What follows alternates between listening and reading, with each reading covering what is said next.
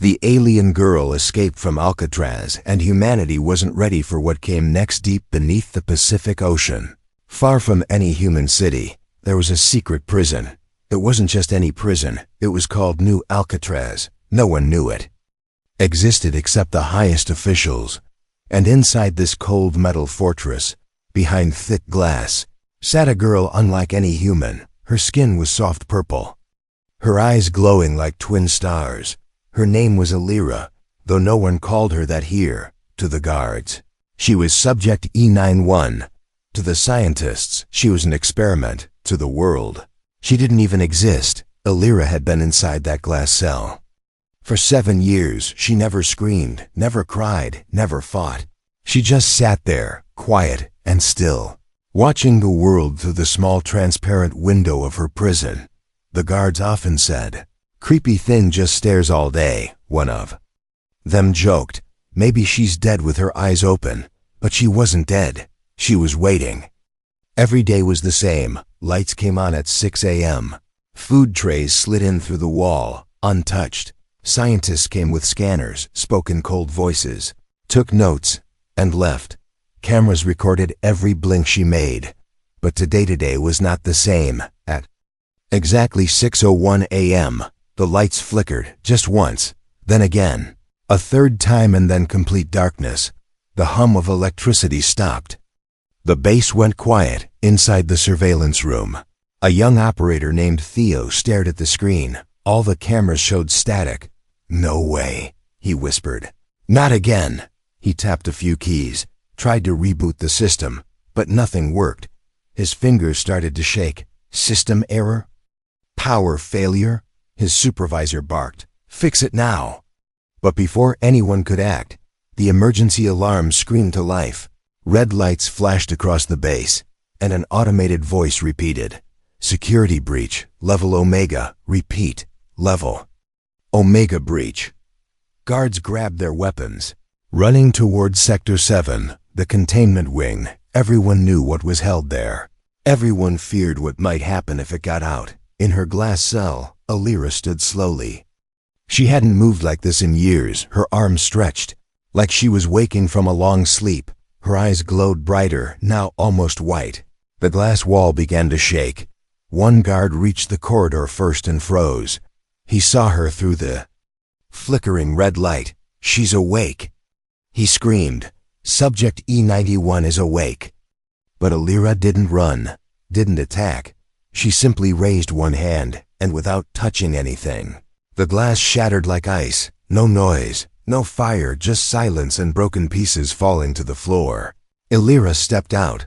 Other guards arrived, opened fire. The bullets stopped in midair, hanging like dust in water. She walked past them like they weren't even there.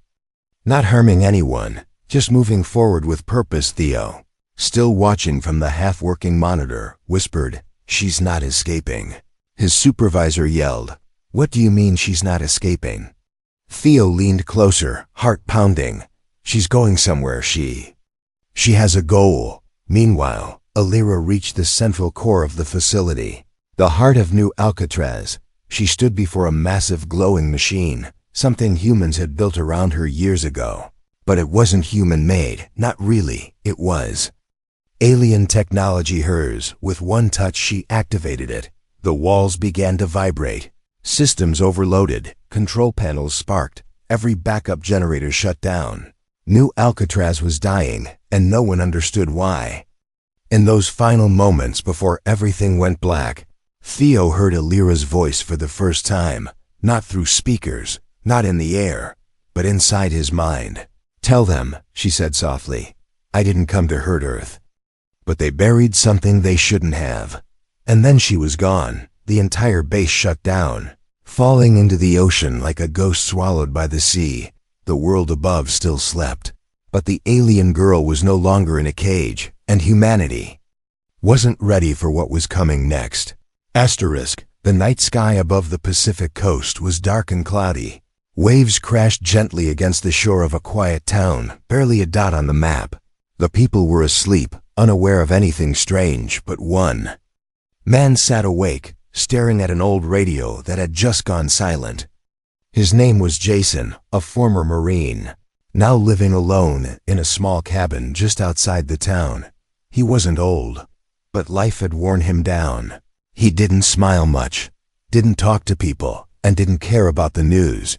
He had seen enough of war and lies. Now all he wanted was silence, but tonight the silence felt wrong. The power had gone out an hour ago. Then the sky started humming. Jason walked outside.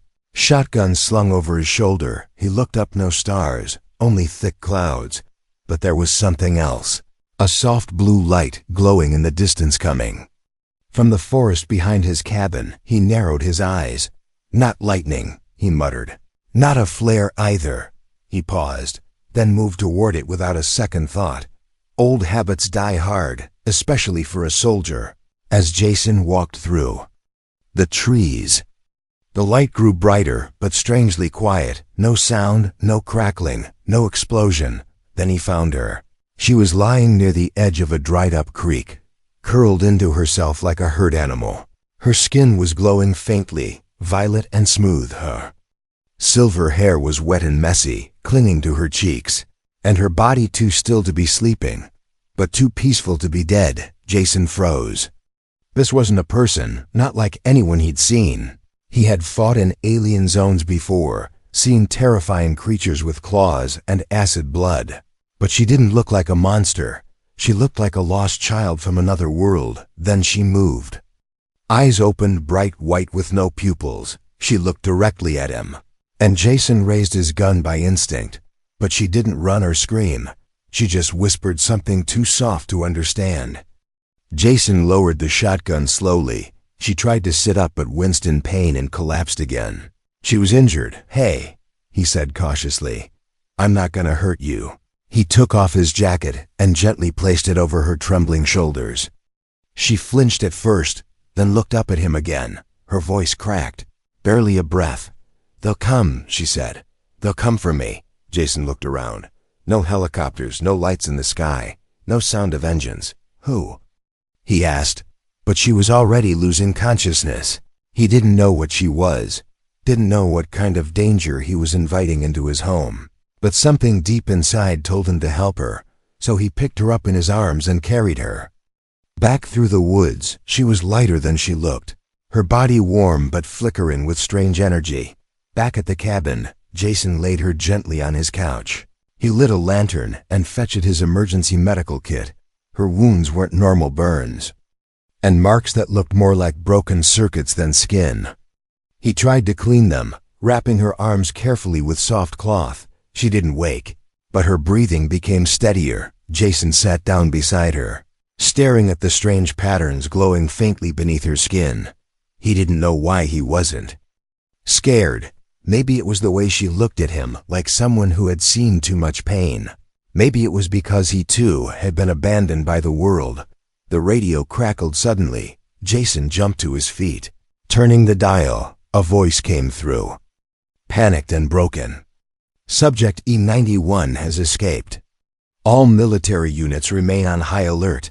Repeat, do not engage alone. She is not what she seems. Jason's eyes widened. He looked at the girl again, lying peacefully on his couch. E91? He whispered. What the hell are you? He sat down again, running a hand through his hair. He should have called someone, reported her. But his fingers refused to pick up the satellite phone. He remembered the fear in her voice. They'll come for me. Not help, not search. Come, like hunters, like enemies. That night, Jason stayed awake, guarding a girl who wasn't human. A girl the world called dangerous, but who had only asked for one thing: help, and far away, in secret bunkers and war rooms. Powerful men stared at screens flashing red.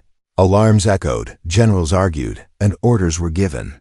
The world thought the alien girl had escaped from prison, but no one understood. She was running from something far worse, and now she was in the hands of a human no one expected to matter.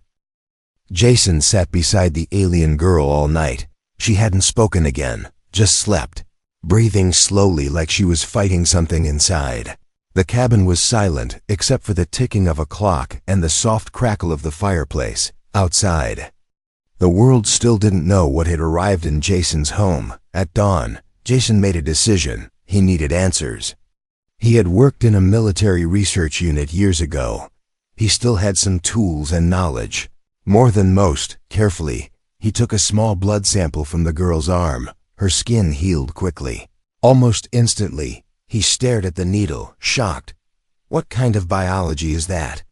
He whispered. Jason connected his old field lab kit and began running tests. The computer lit up, whirring softly then. It paused. The results were not normal. Her blood wasn't just red. It shimmered like silver under the light. It moved strangely inside the tube, like it was alive. He zoomed in on the microscope. What he saw made him lean back in disbelief. Her blood was full of micromachines, tiny silver particles, swimming and linking together in strange patterns. Not just nanotech living nanotech, something far beyond. Earth's science. Before he could react, he heard a voice behind him. You shouldn't have done that. Jason turned around fast, reaching for his gun, but the alien girl Elira was already sitting up. Her eyes glowing dimly, her body still weak, but her voice was stronger than before. You looked into my blood, she said, calm but serious. Jason lowered the weapon. I had to, he replied. You're not normal, this stuff in you. It's not just tech, it's alive. She nodded slowly. I know, she said. It's why they made me. Jason frowned. Who made you? He asked. Humans? No, she said quietly. Aliens like me, but not like me. She looked away, as if remembering something painful. They created me using lost tech from the oldest stars, she explained. I was supposed to be a weapon, but something went wrong. Jason sat down again, watching her carefully. I escaped that place because I'm dying, she continued. The machines inside me are waking up. He looked shocked. You mean they're activating now?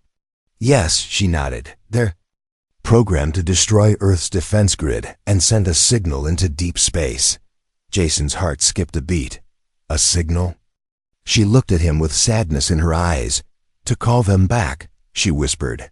The ones who built the prison, the ones who started the war, the ones who lost me here. Jason stood up and started pacing. So what happens if this signal goes out? Elira closed her eyes. Then Earth becomes the next target, she said. And this time they won't send scouts.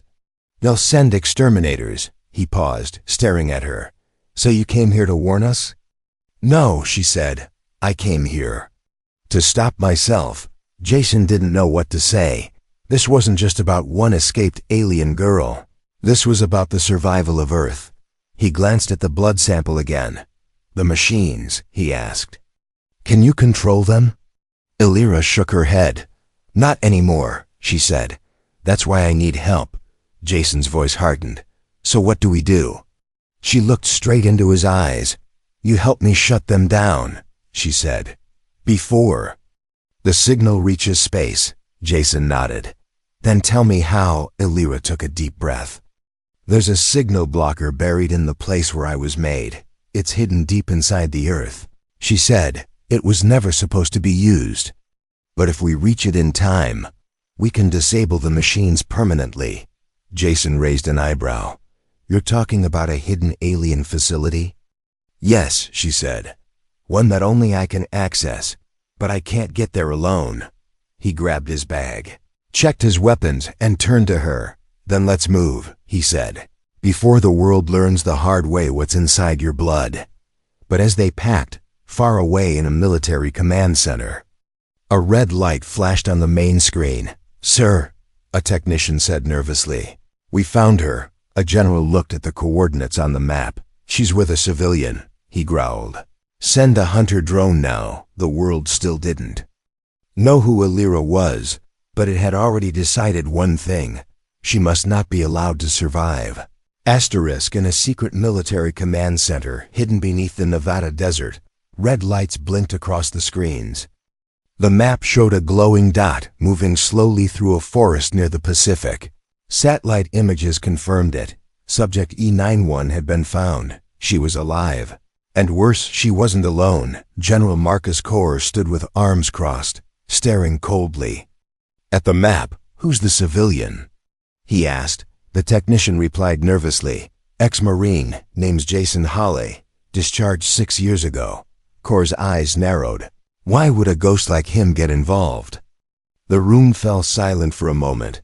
Then the general said what everyone was thinking. He's helping her. At once, orders flew across the room. Send 200 drones, Kor said.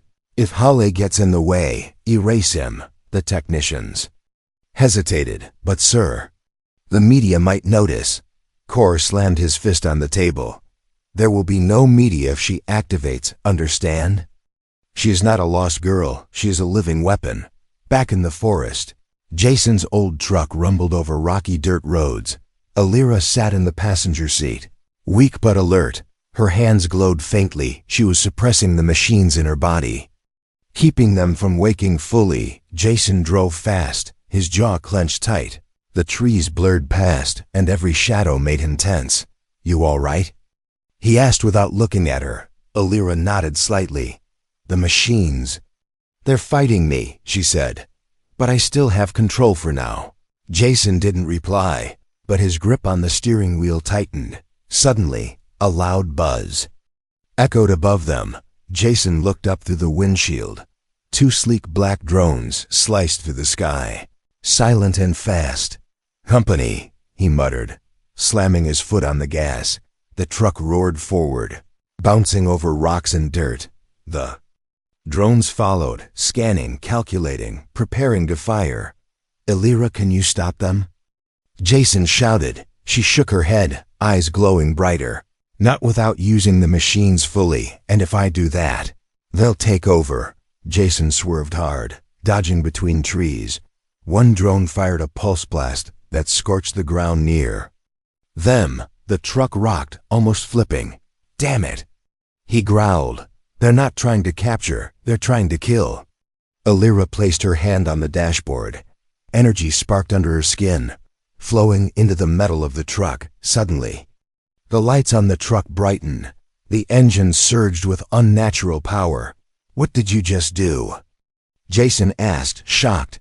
I gave it a push, she said, her voice shaking. But it won't last long. Behind them, the drones charged up again. Alira reached out the window, focusing her energy. One drone exploded in a flash of blue light, crashing into the trees. The second one pulled back, retreating. Jason slowed down, breathing hard. That'll bring more of them. He said, we need a new plan. Alira looked down at her hands. She had used her power just a little, but it was dangerous. I can't keep doing that, she said softly. The more I use the machines, the more I lose myself. Jason turned to her. Then let's not make you use them again, he said. We'll find another way. Meanwhile, across the world, fear was spreading fast. News channels played leaked footage of Alira walking through the ruins of Alcatraz. Panic rose on every continent. Alien weapon escapes containment. Global threat on the loose. Destroy before it's too late. Protests broke out. Governments held emergency meetings. Most humans didn't know the truth, only the fear they were fed. To them, Alira was a silent bomb walking freely on Earth. They never asked why she escaped, only how soon she would explode. A famous news anchor shouted, "This alien must be found and neutralized, no matter the cost." Even children in schools whispered about her. She can melt buildings, one kid said. I heard she can kill with her eyes, said another. But none of them had seen what Jason had seen. Her eyes held pain, not hate. Back at a small roadside motel, Jason and Alira stopped to rest. Jason pulled the curtains shut and checked for any tracking signals. Nothing yet, he said. Alira sat on the edge of the bed, holding her arm. The glow had faded, but her breathing was shallow. Jason walked over and sat beside her. You're not the monster they think you are, he said quietly. She looked at him with tired eyes. No, she said, but if they keep pushing me, I might become one. Jason didn't speak for a moment. Then he said, that facility, the one with the blocker, you said only you could open it. She nodded slowly. It's sealed with my DNA, my memories and my pain, she said. And once we go there, I may never come back out. Jason stood up, determination in his voice. Then we go together. Alira looked at him, her expression softening. You're not afraid? Jason gave a small smile. I've seen real monsters, Alira. You're not one of them. And outside, in the clouds above the motel, a new drone hovered in the dark, recording everything, silently transmitting coordinates to the generals waiting to strike. Humanity had made up its mind. The alien girl had to be destroyed, even if the only person trying to save Earth was her. Jason had driven for hours without stopping. Alira sat beside him in silence, her body weak but her mind focused. They were headed toward a location that wasn't on any map, a mountain range deep in the west, hidden from satellites and satellites. Cloaked from the world, but Alira remembered it clearly, because that's where she was born.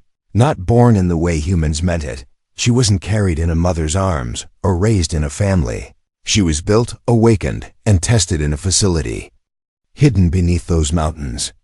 And what they left behind still echoed in her body. Jason stopped the truck as the sun dipped behind the hills. He looked ahead, nothing but tall rocks, red earth and empty skies. This is the place? He asked. Alira nodded slowly. Beneath that ridge, she said, pointing to a sharp curve in the land. There's a door. But it won't open unless it feels me. Jason raised an eyebrow. Feels you? Alira touched her chest. My DNA, my memories, my pain. As they climbed the rocky slope, a strange wind blew around them. Jason felt his skin prickle, like static. And then he saw it half buried in stone, a smooth metallic surface, no doors, no buttons, just a blank wall. Alira placed her hand on the cold metal. The moment she did, the wall glowed. Lines of alien symbols lit up under her fingers. The mountain shook slightly, and a narrow passage opened with a hiss. Jason pulled out his flashlight and followed her inside. The hallway was dark, the walls smooth like silver. This place, Jason whispered, it's not human-made. No, Alira said. It's from before humans even walked the earth. Deeper they went, until they entered a massive chamber. Pillars rose around them, glowing faintly, and machines stood silent. In the center was a black orb floating in midair, the air around. It felt heavy, like a storm was waiting inside it. Alira stood in front of the orb. This is the beacon, she said. Jason looked confused. You said this was a blocker. It is, she said. And also a transmitter. Jason's face grew serious. So this thing can either stop the signal or send it. Alira nodded. If I connect myself to it, I can stop the machines inside me, she said. But if I fail, the signal will go out. Jason looked at her. Is that why they locked you up? Because you were connected to this? Alira didn't answer right away. Then she said, they didn't understand me, Jason. I didn't choose to be a weapon. I just became one. Jason stepped closer. What happens when you shut it down? Alira hesitated. The machines will stop. But so will I. Jason stared at her. You mean you'll die? I don't know, she whispered. Maybe I disappear. Maybe I sleep forever. Maybe worse. Jason looked at the orb, then back at her. There's got to be another way. Alira gave a small smile. There isn't. But thank you for wanting one. She turned to the orb and extended her hand. The black surface pulsed, responding to her presence. Lines of light ran up her arm, and she gasped in pain. Jason rushed forward. Wait. She looked at him, tears forming in her glowing eyes. I was never meant to be saved. Jason, she said, but maybe your world still can be. Just then, an explosion rocked the chamber. Jason spun around, gun raised. A squad of soldiers dropped from the ceiling, black armor, red visors, weapons raised. The lead soldier shouted, "Step away from the beacon." Alira screamed in pain, her connection to the orb unstable now. The machines inside her body flared, her skin flickered. With silver light, Jason shouted back, "She's trying to save you, you idiots." But the soldiers didn't listen. They fired. and the bullets moved in slow motion toward Alira. Jason dove in front of her, taking the hit in his shoulder. He fell to the ground, bleeding but alive. Alira's eyes turned pure white. She stood up, trembling, her body glowing with unstoppable energy. The machines inside her awakened fully, but instead of attacking, she redirected all that power into the beacon. It flashed, spun, then cracked, breaking apart like a shattered diamond. Everything went silent. The soldiers froze, their systems fried. Jason blinked, struggling to sit up. Alira stood in the light, her body shaking. "I did it," she whispered. "I stopped the signal." But then she collapsed. Jason crawled toward her. "Alira!" he cried, holding her in his arms. She looked up at him, her glow fading. "Thank you for seeing me," she whispered. And then she went still. Jason held Alira's body in his arms. Her skin was cold now, the silver glow fading into gray. Her breath had stopped, her heartbeat silent. The beacon lay in pieces behind her, shattered by her sacrifice. She had done it. She had stopped the signal. Earth was safe for now, but at what cost? Jason pressed his forehead to hers, eyes filled with pain. "You weren't supposed to die," he whispered. "Not like this." Around them, the soldiers stood still, confused, their weapons shorted out, their visors glitching. The energy burst had fried every system in the room. They looked at Alira's body with something close to fear and guilt. The lead soldier stepped forward. We thought she was going to destroy everything." Jason looked up slowly, his eyes sharp and full of fury. "She was trying to save you," he said, "and you shot her." The soldier lowered his head. "We didn't know." Jason didn't answer. He turned back to Alira, brushing her hair from her face. She had done everything she could, and it still wasn't enough, unless... Jason looked over at the broken pieces of the beacon. Among the fragments was a glowing shard, pulsing faintly. It looked like a heart, still beating. And beside it a port, a connection point. Something clicked in his mind. He pulled off his jacket, exposing his shoulder where the bullet had hit. His blood was still fresh, still warm. He didn't understand alien technology, but he understood sacrifice. If she could give everything for Earth, maybe he could give something for her. The soldiers shouted behind him, "What are you doing?" Jason didn't answer. He reached for the shard and pressed it against his wound. The shard reacted instantly. It lit up, glowing bright blue. A small wire extended from it, reaching toward Alira's chest. Jason carefully laid her down and connected the wire. The moment it touched her skin, light surged through both their bodies. Jason gasped, falling back as memories, not his, flooded his mind. He saw visions of her past. The dark lab where she was built, the pain of endless tests, the loneliness of being treated like an object. And then, he saw himself, her memory of meeting him, her fear when he approached, her surprise when he helped, her hope when he believed her. Jason clenched his teeth. Enduring the storm inside his head, the connection between them grew stronger. Then suddenly, Alira's fingers twitched, her chest rose, then fell, her eyes opened slowly, dim at first. "Jason?" she whispered, voice cracked and weak. He laughed, even as tears rolled down his face. "Yeah," he said, "I'm here." She blinked, confused. "The beacon." "It's gone," he said, "but I wasn't ready to lose you." Her hand touched his cheek. "You connected yourself?" He nodded. "I don't know what I did, but it worked." She looked at him, stunned. "No human has ever connected to my kind," she whispered. "You shouldn't be alive." Jason gave a tired smile. "Maybe I'm just stubborn." Behind them, the soldiers had lowered their weapons completely. They didn't understand what they were seeing, but it didn't look like war anymore. One of them stepped forward. "What now?" he asked, carefully. Jason helped Alira sit up. She was still weak, but alive. Her body flickered with new light, not just hers anymore, but theirs. "I don't know," Jason said honestly, "but we start by telling the truth." They walked out of the hidden facility together. The sky above was changing gray clouds giving way to a golden sunrise. Illyra looked up and breathed in deeply. "I never thought I'd see this again," she said. Jason walked beside her, his shoulder bleeding but his heart steady. "You gave up everything to save us," he said. "The least we can do is treat you like more than a weapon." At the mountain's edge, helicopters hovered in the distance, more soldiers, more news drones, more eyes watching. But this time Jason wasn't afraid. He stood tall beside Illyra. She was no longer a secret, no longer a threat hidden in shadows.